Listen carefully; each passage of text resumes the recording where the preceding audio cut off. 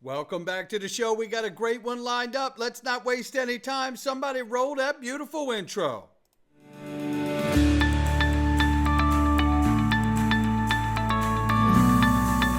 Digital Perspectives with Brad Kimes. Come on in.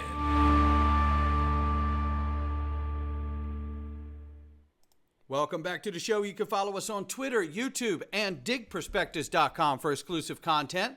Right now, $2.27 trillion market cap for crypto. The market is off by 1.2 in the last 24. 62,200 plus for Bitcoin, 2,400 plus for Ethereum, 119 billion plus market cap for Tether. USDC is 35 billion plus market cap. XRP at number 7 spot, 53 cents. We are flat on the 24. We're off by 14.9. Ladies and gentlemen, on the 7-day. It's serious. But you know what? The whole market's down. Maybe we're down more, but that's not unexpected. Let's get into the news. I think you're going to love it. Right here, we're ranging between 52 and 53 cents. Let's start right here. First of all, if you haven't had a chance to open an iTrust Capital account, please go do so. It is the best crypto, gold, silver IRA on the planet. You can thank me later. You can roll your 401, your 403B, your 457 and more right over into the account. No issues, no fuss, no muss. I'm telling you, this is a remarkable opportunity that is absolutely empowering. It puts the power in your hands. And let me tell you, there's a special right now.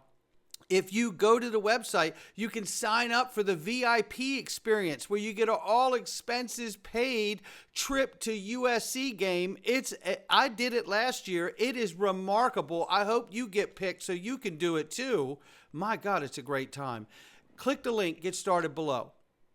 Look at this. UAE eliminates value-added tax, the VAT, on all cryptocurrency and digital asset transfers. I think things are going to be picking up shortly. And Gerber Gawal left the SEC. He was the enforcement director, and he is also the guy who I believe probably said, I don't want to continue this case or working for Gary Gensler, obviously. But nonetheless, he has taken a job with Milbank Law Firm. In 2019, Milbank partner Douglas Landy co-authored Distributed Ledger Technology as a tool for streamlining transactions, chapter in blockchain cryptocurrency regulation. Landy left in 21 to White and Case, where he is currently partner, and also where previous SEC crypto and cyber litigation chief Landon Stewart departed to after leaving the SEC. She is also ex-Sherman and Sterling, which is Bill Hinman's old law firm. She happened to be the SEC lawyer who led the Coinbase suit. You know, I think this just really kind of highlights the incestuous relationship between our government agencies and these premier law firms. Something's got to be done to put this to rest, or at least put some kind of a non-compete. It's not a compete, but some kind of you can't go work for anyone. You know, it's like they have to come up with something to put a firewall between these regulators. Oh, it's a mess. It's a mess. I think we all know it. And so is this, but it could be getting good for Coinbase, because Coinbase cites the SEC versus Ripple case and appeal in a new letter, and the appeal specifically, in a new letter to encourage the judge in the Coinbase case to grant its own request for interlocutory appeal. Now, Coinbase notes that the SEC's appeal underscores the ambiguity surrounding the Howey's test application to secondary market sales, further emphasizing the need for a court to clarify it at a higher level. Interlocutory appeals are rarely granted, but as Meta Lawman points out, the Ripple appeal strengthens the Coinbase argument for it. Absolutely. I mean, not only are they arguing that it's not clear, and the SEC says that it is, they're submitting a case appeal where obviously their decision is that came down for Ripple is favorable for Ripple and does not agree with the SEC's position.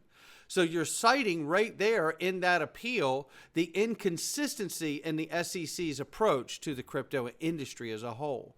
But again, don't lose sight of the fact that what is the SEC doing? Going after exchanges like they did Kraken, like they did Binance. Now it's Coinbase, right? These are the bottlenecks, the central locations where all crypto meets the traditional world. How do you get into this space to buy crypto? Through an exchange, right? So if I can control that as a government and as regulators, then I can pretty much control the market. Well, we're going to talk about another way you can control the market too. Well, 10 years since the white paper for Tether was released. And there's the CEO of Tether right there. What's going to come of it all? Yeah, well, we'll see. But I remind you, it was almost a year to the day when Tether revealed back in December last year their partnership with the Secret Service and the FBI. Like any natural company would do, right? Ask yourself, if I was a government and I felt crypto was a threat, how would I get rid of it as quickly as possible? Answer, you would outlaw USD Tether because it is the bottleneck of the majority of crypto on off-ramps. Oh, and I would sue exchanges. Hello, Coinbase, Kraken, Binance, right? Voila, just like that, you would suffocate 95 to 98% of cryptos in the market because the only way in and out of them is through USD Tether. I have always agreed you can't stop the tech, whether it's Bitcoin or Tether or otherwise, but you could regulate it and tax it out of existence if they want to. Don't believe it, it's still true. And I believe you're seeing an exercise of that exact principle right here, as Coinbase is going to delist USD Tether in the European Union over non-compliance. And like I said, you can't stop the tech, but you can regulate it and tax it out of existence if they want to, and that's exactly the next steps for Tether in the EU. You ask yourself, is that going to happen here with U.S. legislation? And if it does, do they allow Tether to live? Tether does hold an enormous amount of bonds. There's a big position there, bigger than most countries, in fact. So, it's a very tricky thing if you're going to unwind Tether. I would think if you were going to do that, you would want to push all of what Tether does into USDC, into the real USD, into BlackRock stablecoin and Visa stablecoin and PayPal stablecoin and everyone else's stablecoin once it's launched. We'll see. Meanwhile, Ripple Partner is preparing. It's Visa. They're not a direct partner, but we know what's meant here. Currency Cloud was bought for around $930 million. Currency Cloud is a Ripple partner, and Visa bought Currency Cloud. So this is shorthand, but it's the kind of shorthand I love. Because Visa, after buying Currency Cloud, is now prepared that they want to go to a new era of tokenization. Visa Tokenized Asset Platform, VTAP, specifically designed for banks to bring fiat currencies on-chain. Hello, stable coins. Visa is aware of its important role in co-creating global standards. Absolutely. And did you know Visa had acquired the Currency Cloud deal? This was back in 2021 for around $930 million. There's your indirect connection to Visa. But we're not stopping there. Remember Ripple Payments partner Thunes? Now that is a partner. Thunes uses XRP for transfers. Thunes is one of the most important members of RippleNet ecosystem as they are connected and partnered with Visa to build global digital payment network. So now we have a couple avenues leading back to Visa. And then we know we have the ETF, the spot ETF for XRP filed. Bitwise, Canary, right? What will happen to them? Everyone is preparing from Visa to Bitwise for this market to explode. And obviously Visa has made it very clear that they are going to be pushing to on-ramp stablecoins and fiat dollars on Ledger, basically, right? Onto the blockchain DLT systems. This is super exciting because it is the ambition of embracing this new technology. And then you have the institutions looking to set up ETFs so they can make a ton of money because they know what's coming too. You know what's coming? Mass adoption. You know why it's coming? because there's losses and de-dollarization happening on top of it, and more money printing and debt being created, and it is unavoidable. And I know that's hard for a lot of people to believe because they've lived their whole life seeing this happen and no accountability or recourse. However, U.S. banks aren't in the clear. The 10-year Treasury yield, has been extraordinarily volatile in the past 2 years as inflation has increased. Banks are also affected by their exposure to uninsured deposits, so the combination of unrealized losses and exposure to uninsured deposits can be particularly pernicious, which is harmful. This combination can be especially lethal as a U.S. dollar suffers as well from inflation and BRICS pressure. So all of this is playing a role in putting downward pressure on the dollar. That's why they have to embrace the new system. That's why they need so many non-bank issuers of stablecoins to join this new use case for dollars and bonds, because there's real trouble coming. That's why there's not a huge demand for long-term U.S. bonds, because everybody's afraid that something will happen to the bonds and the collapse of the dollar if they're holding too long a term on the bond. That's why we know we're up against U.S. dollar being at the 80-year mark, where 2 of the last 5 global reserve currencies failed. This is the time. We know we're preparing for the launch of the real USD at the same time that we know the FBI and Secret Service are partnered with Tether. At the same time that we know no company is further in the legal audit vetted process than Ripple and XRP, the digital asset. Not one has gone as far through the legal gauntlet than Ripple has, or XRP. And we're waiting for the real USD any moment. And just like we know, when legislation comes out for stablecoins, just stablecoins alone, that's going to open the door for massive institutions to begin to take a position in this network. I think one of the things is institutional adoption has been sort of a little different than we anticipated. In some ways it's been slower than we thought. In some ways it's been much faster. I think institutional adoption from like non-financial institutions and non-financial companies has kind of been slow. I think we probably would have expected more of a bottom-up adoption, where like ordinary people would be using crypto first, like democratized remittances, for example, and that kind of didn't happen. But I think what did happen that's interesting is the sort of financial system was sort of right for adopting it. And there you have it. And that's the top down, right? And that's where we are at this inflection point. We need legislation, even if it's just stablecoin legislation at this point.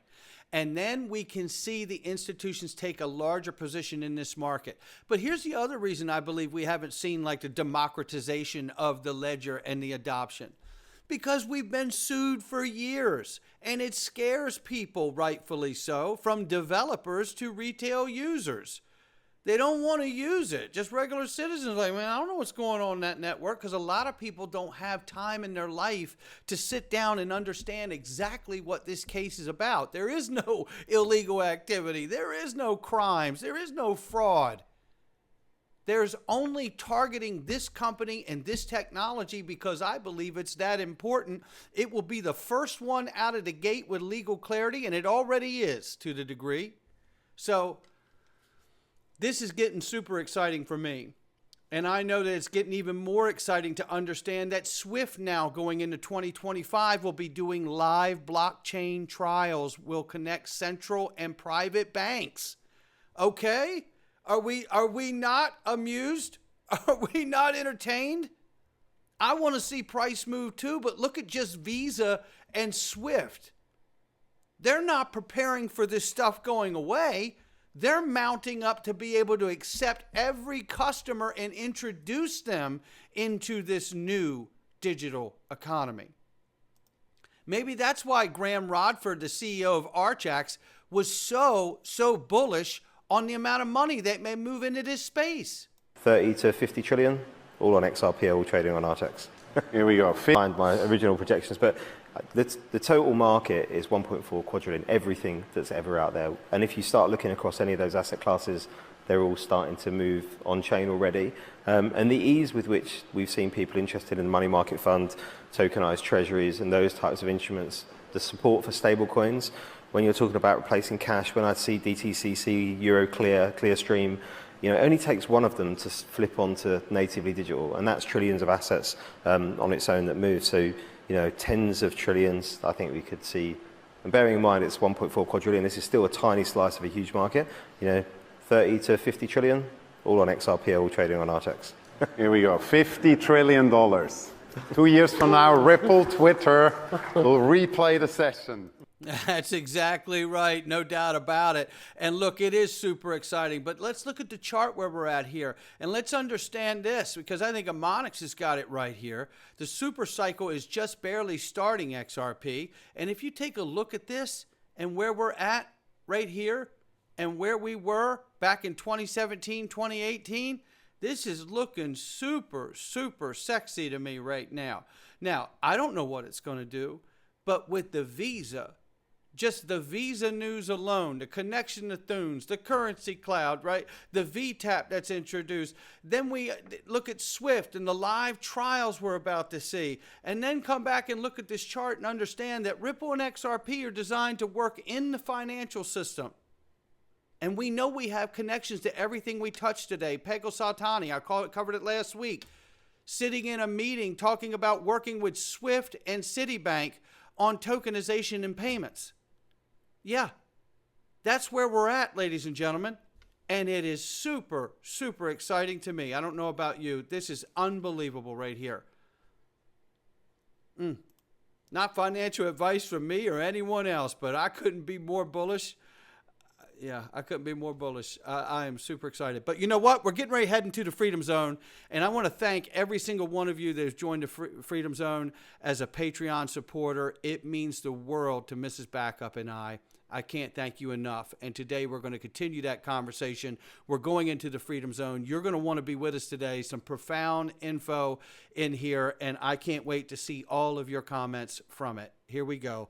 Not financial advice from me or anyone else. Come on in. All right, welcome back.